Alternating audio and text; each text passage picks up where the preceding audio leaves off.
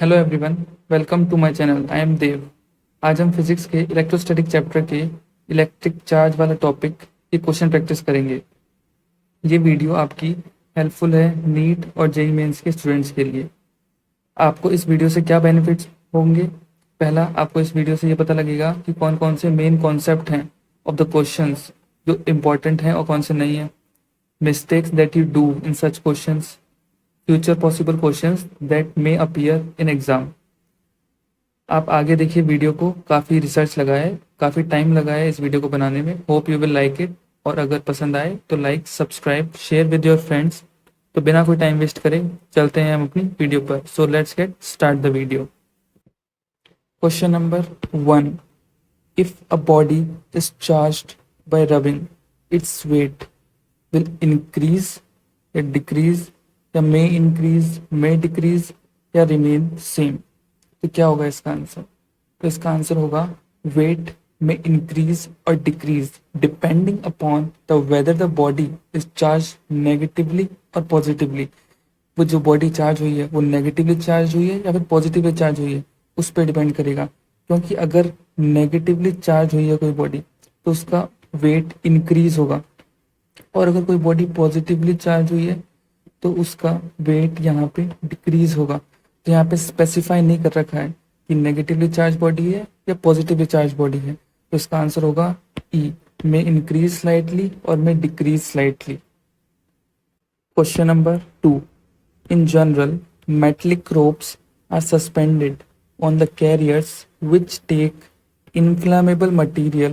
The reason is, ये पूछ रहा है कि वो कैरियर्स जो इन्फ्लामेबल मटेरियल को कैरी करते हैं उन पे मेटलिक रोप्स सस्पेंडेड क्यों होती हैं। तो उसका रीज़न होगा to keep the body of the carrier in contact with earth. हमें उसको अर्थ कॉन्टेक्ट में रखना है। For providing path to charges induced on the surface of carrier. Carrier के सरफेस पे जो इंड्यूस होगा चार्ज, उस चार्ज को पाथ प्रोवाइड करने के लिए। For path provide two charges induced on the surface of the carriers which take inflammable material, जो inflammable material को कैरी कर रहा है। उसका आंसर होगा सी। क्वेश्चन नंबर 3, जनरली नीट में इसी तरीके के सवाल आते हैं, तो इस पर आप जरूर ध्यान दीजिएगा। What is the amount of charge possessed by 1 kg of electron? 1 kg of electron कितना अमाउंट ऑफ चार्ज रखता है, ये पूछ रहे हैं इसमें। तो इसका आपको चार्ज का फॉर्मूला पता होना चाहिए, Q is equal to n e. आपको इसमें n की वैल्यू निकालनी पड़ेगी। n मास अपॉन में molecular weight of electron. Electron का मॉलिक्यूलर वेट हमें यहाँ पे गिवन है और मास भी गिवन है 1 kg divided by 9.1 into 10⁻³ kilogram. तो इसकी वैल्यू आएगी हमारे पास 1.1 इंटू 10⁻30। तो अब आपको यहाँ से n मिल चुका है, तो आपको चार्ज निकालना है। तो n की वैल्यू 1.1 इंटू 10⁻30 इंटू 1.6 इंटू 10⁻⁻19।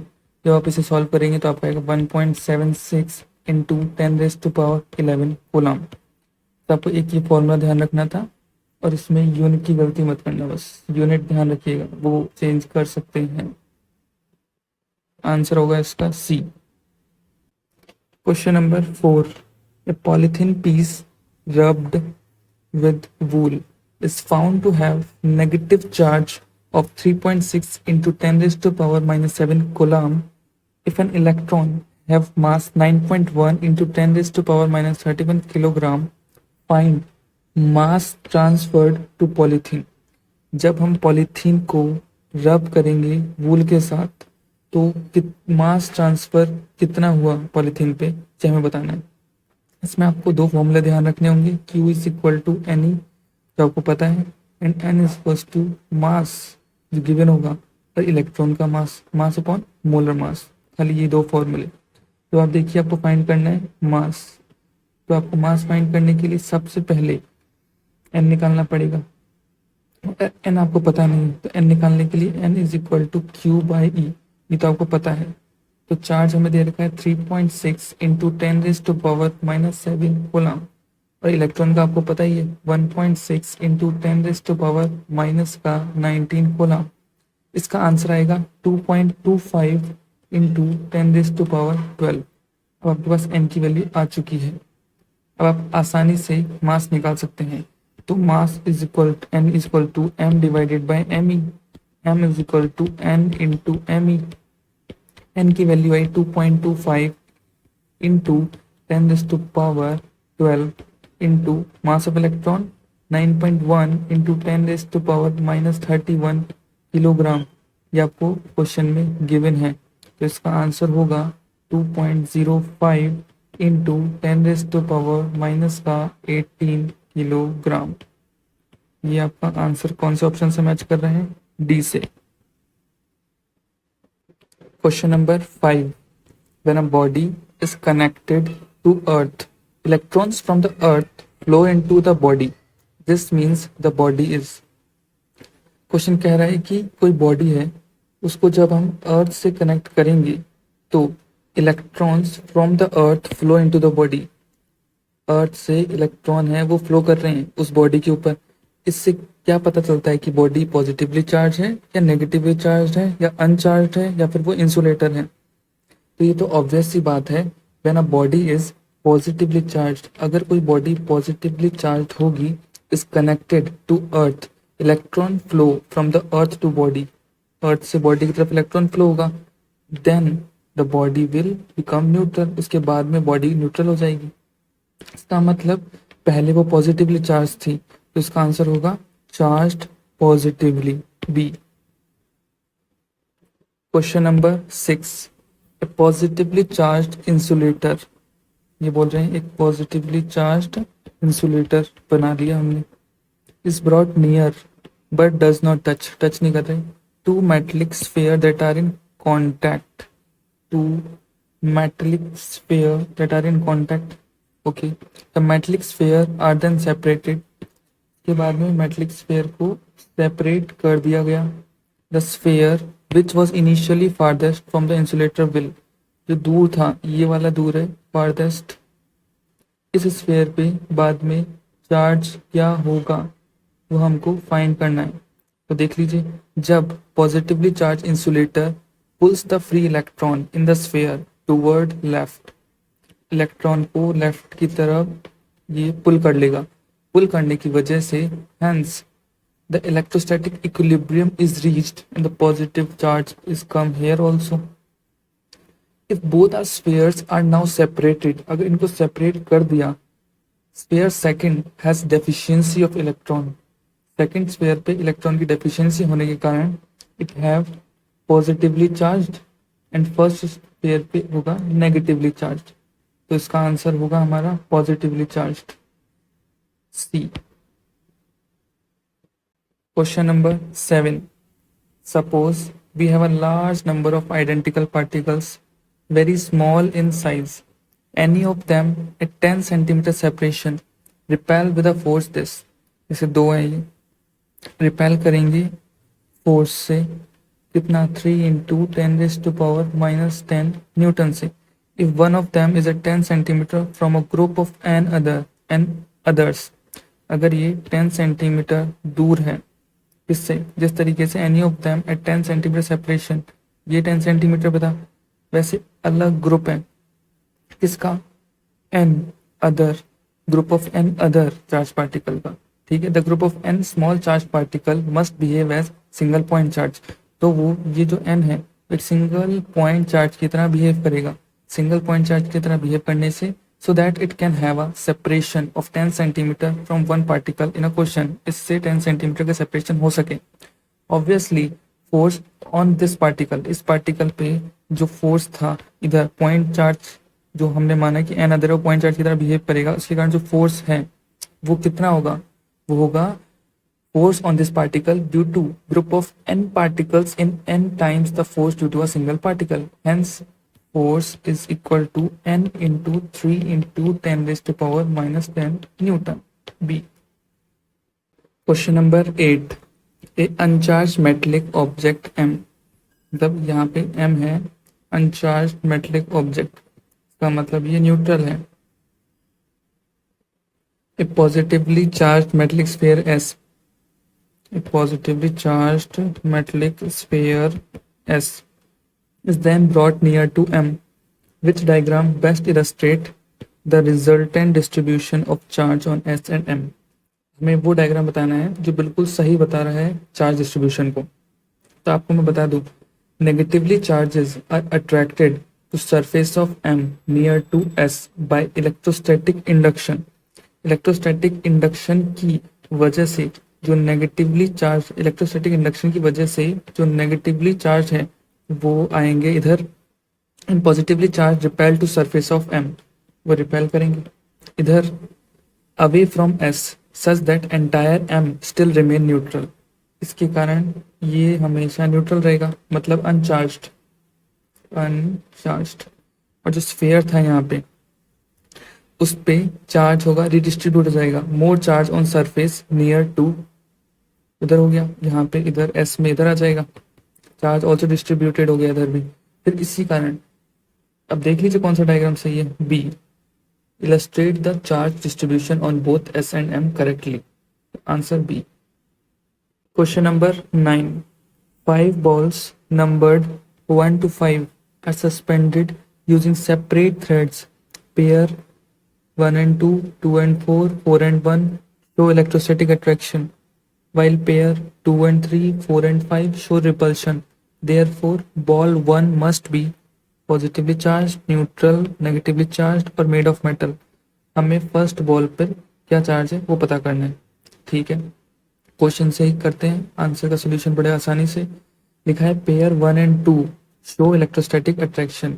1 और 2 पेयर हमारा इलेक्ट्रोस्टैटिक अट्रैक्शन शो करता है, मतलब इसका मतलब सीधा है, कोई चीज़ अट्रैक्ट तब होती है जब उसके ऊपर डिफरेंट चार्जेस हों। इसका मतलब इन दोनों पे डिफरेंट चार्जेस हैं। एज्यूम कर लीजिए इस पे पॉजिटिव है, इस पे नेगेटिव है। 2 एंड 4, यहाँ लिखा है 2 और 4 भी इलेक्ट्रोस्टैटिक अट्रैक्शन शो करते हैं, का मतलब ये भी इलेक्ट्रोस्टैटिक अट्रैक्शन शो करेंगे। इनके ऊपर अपोजिट चार्ज होना चाहिए दोनों के ऊपर, तभी इलेक्ट्रोस्टैटिक अट्रैक्शन शो कर सकते हैं। सही बात है, हाँ। इसका मतलब 1 and 4 must have same charge, तो 1 और 4 के ऊपर क्या सेम चार्ज होगा? Same charge. But electrostatic attraction is also present in 1 and 4। यहाँ क्वेश्चन में लिखा है 1 और 4 में इलेक्ट्रोस्टैटिक अट्रैक्शन भी प्रेजेंट है। इलेक्ट्रोस्टैटिक अट्रैक्शन तो तभी होता है जब अपोजिटली चार्ज्ड हो, सो विच इज इम्पॉसिबल, जो यहाँ पे तो इम्पॉसिबल है। इसका मतलब जो फर्स्ट बॉडी है हमारी वो क्या होगी? न्यूट्रल होगी, ये होगी न्यूट्रल। अगर ये न्यूट्रल होगी तभी ये फर्स्ट और सेकंड इलेक्ट्रोस्टैटिक अट्रैक्शन शो करेंगे और फर्स्ट और फोर्थ भी इलेक्ट्रोस्टैटिक अट्रैक्शन शो करेंगे, तो इसका आंसर होगा B. Question number 10. The diagram shows the arrangement of 3 small uniformly charged spheres A, B and C. The arrows indicate the direction of electrostatic force acting between them. Sphere, for example, the left arrow on the sphere A indicates the electrostatic force on sphere A due to sphere B. At least 2 of the sphere are positively charged. ये line important है, थोड़ा ध्यान रखिएगा। Which sphere could be negatively charged? कौन सा sphere ऐसा है जिसपे नेगेटिव चार्ज होगा, ये हमें बताना है। तो आप देख सकते हैं, it can be seen from the diagram that only sphere B and sphere C repel each other. Sphere B है हमारे पास यहाँ पे और स्फीयर सी है जो एक दूसरे को क्या कर रहे हैं? रिपेल कर रहे हैं। Hence they both must have same type, मतलब इनके ऊपर सेम टाइप का चार्ज होना चाहिए। According to fact that at least 2 spheres are positively charged, ये लिखा है जो 2 spheres are positively charged since attract, ये अट्रैक्ट होंगे, ये पॉजिटिव हो गया हमारे पास, ये भी पॉजिटिव हो गया। since attraction occur for 2 remaining pair it could be conclude that sphere A is negatively charged। मतलब इस पेयर में भी अट्रैक्शन हो रहा है, इस पेयर में भी अट्रैक्शन हो रहा है। अट्रैक्शन तभी हो सकता है जब ये नेगेटिवली चार्ज हो। At least 2 spheres of positively charge, इससे तो ये पता लग गया ये पॉजिटिव, और ये वाला जो पेयर है और ये वाला पेयर है दोनों के दोनों अट्रैक्ट हो रहे हैं, इसका मतलब ये नेगेटिव चार्ज होगा। इसका आंसर हो गया A. Question number 11. The velocity of an electron at point A1 where cross section area is A is V0 velocity of electron just end of the cross section at point B, cross section area 2a is v1. Find the correct option. Okay, as the electron come near the throat, आप इसमें देखिए ये electron है, as the electron come near the throat, तो यहाँ पे पास में आता जाएगा, जैसे जैसे पास में आएगा positively charge are induce in the throat, throat के अंदर पॉजिटिव चार्ज इंड्यूस होगा, ये पॉजिटिव चार्ज इंड्यूस हो गया। The induced charges attract the electron, जो इलेक्ट्रॉन है ये इंड्यूस्ड चार्जेस इसको अट्रैक्ट करेंगे। ये क्या है? इंड्यूस्ड चार्जेस इसको अट्रैक्ट करेंगे, अट्रैक्ट करने के कारण इसकी वेलोसिटी इंक्रीज हो जाएगी, और अगर किसी इसकी वेलोसिटी इंक्रीज होगी वो v1 होगी, इसका मतलब v1 is greater than v2, answer v0, answer is C। Question number 12, a glass rod rubbed with silk is used to charge a gold leaf electroscope and the leaves are observed to diverge. The electroscope thus charged is exposed to X-ray for a short period. Then, अच्छा, एक glass rod को जब silk से रब करेंगे तो ये glass rod पे पॉजिटिव चार्ज आएगा, charge on glass rod is positive, so charge on gold leaf will be positive. जैसे ये यहाँ पर आएगी गोल्ड लीफ, तो गोल्ड लीफ पर भी जो चार्ज होगा वो भी पॉजिटिव होगा, ठीक है।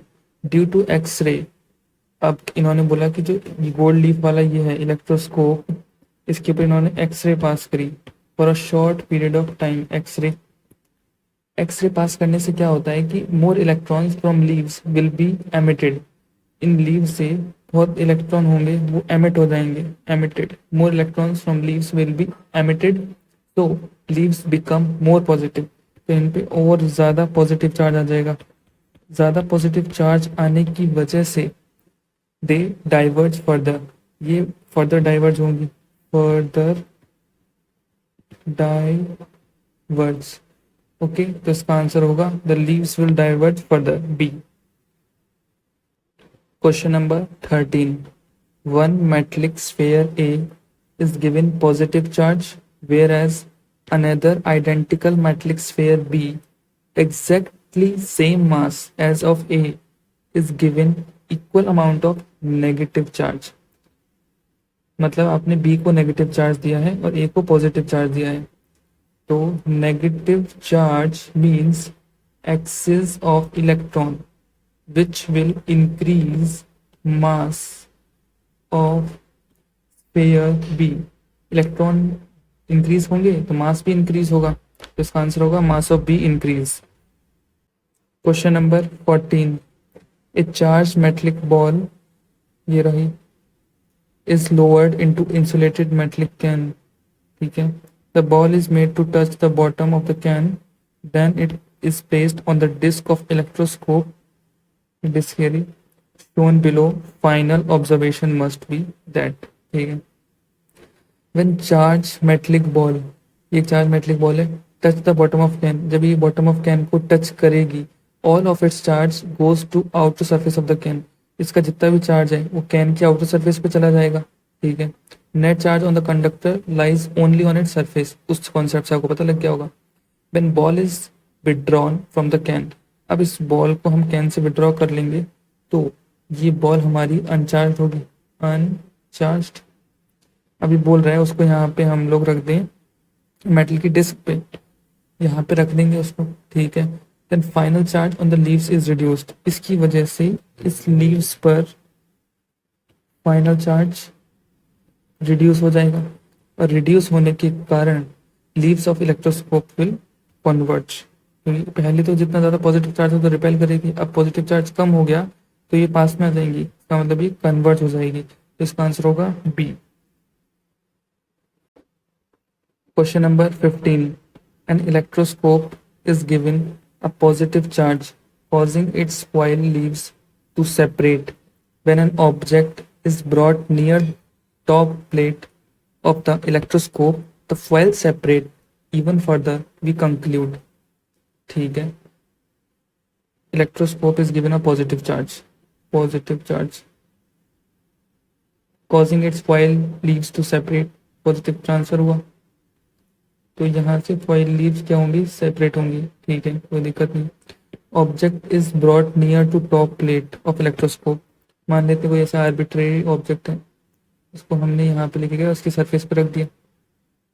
The foil separate even further, foil और ज़्यादा सेपरेट हो रही है, इसका मतलब ये भी पॉजिटिव चार्ज होगा, तभी और पॉजिटिव चार्ज ट्रांसफर होगा और वो और ज़्यादा सेपरेट होगी। तो we concluded that object is positively charged. A question number 16, a copper sphere of mass 2 gram, copper का स्फेयर है ऑफ मास 2 ग्राम कंटेन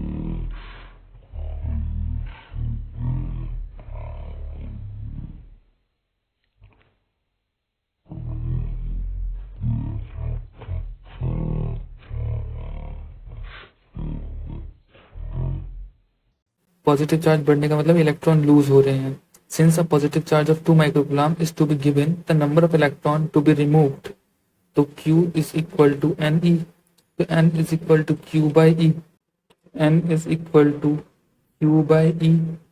तो अब देख लीजिए 2 इंटू 10⁻⁻6 2 माइक्रोकुलाम चार्ज, 1.6 इंटू 10⁻⁻19 की वैल्यू आएगी 1.25 इंटू 10⁻13। तो यहाँ से अब देख लीजिए mass of electron removed equal to, अब n is equal to m by mass of electron, mass upon molar mass. तो हमें ये वाला मास निकालना है, यहाँ पे n इंटू एम ई, तो हमें पता लग गया 1.25 इंटू 10⁻13, क्योंकि हमारा ये है, इंटू 9.1 इंटू 10⁻⁻31 किलोग्राम। तो हमारे पास इसमें लॉस होगा, तो लॉस होगा तो इसका आंसर आएगा हमारे पास 1.13 इंटू 10⁻⁻14 किलोग्राम। देख लीजिए इसका आंसर क्या है हमारे पास यहाँ पे A. Question number 17, assume that each of copper atom has one free electron, there is 1 milligram of copper, given that atomic weight of copper ये है, Avogadro number ये है, what is the charge possessed by these free electrons। ठीक है, सबसे पहले number of atom in 1 gram of copper, copper के 1 gram में कितना एटम। तो नंबर ऑफ एटम का फॉर्मूला होता है नंबर ऑफ एटम बराबर mole into Avogadro number. Mole होता है mass upon molecular mass into Avogadro number. Mass 1 gram, molecular mass हमें यहाँ पे कितना दे रखा है 63.5, एवोगैड्रो नंबर हमें यहाँ पे दे रखा है 6.02 इंटू 10⁻23। सॉल्व करेंगे तो हमारे पास वैल्यू आएगी 9.48 इंटू 10⁻21। ये वैल्यू हमारी आ गई नंबर ऑफ एटम्स की। अब देयरफॉर नंबर ऑफ एटम्स जितने भी, एक तरीके से बोल सकते हैं आप, number of atom is equal to number of free electron. देख है ना, हमारे ईच एटम में हमारे पास एक फ्री इलेक्ट्रॉन है, तो 1 मिली, तो जितने एटम उतने ही हमारे पास हो गई है नंबर ऑफ फ्री इलेक्ट्रॉन। अब हमें निकालने पड़ेंगे n dash. N dash is equal to 1 milligram of copper में कितने फ्री इलेक्ट्रॉन है वो निकालते हैं।